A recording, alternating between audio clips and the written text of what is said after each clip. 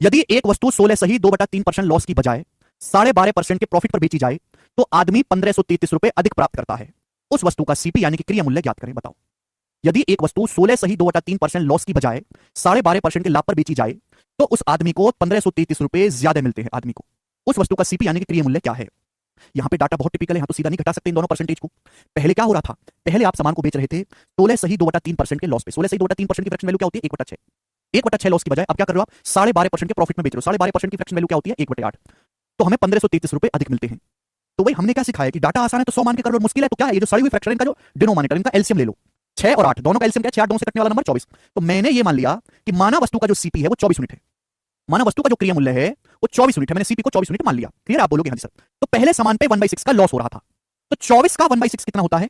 24 का 1/6 होता है 4। तो पहले सामान पे आपको 4 यूनिट का लॉस था, 4 यूनिट का लॉस पहले। अब आपको 12.5% का प्रॉफिट होने लगा।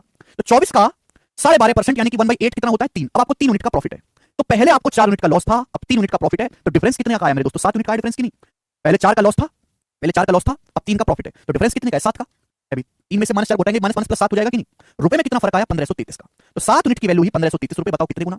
7 दूनी 14 बचेगा 1, 7 एकम 7, 6 7 9 63, 219 गुना। तो 1 यूनिट की वैल्यू आ गई बच्चों 219 रुपए। आपसे वस्तु का सीपी 24 यूनिट की वैल्यू पूछी है तो 24 यूनिट की वैल्यू आ जाएगी 24 गुना 219 रुपए, यानी कि 4 नाम 36, साइड में 6 आएगा। ये आंसर है ए ऑप्शन 5256। बात खत्म।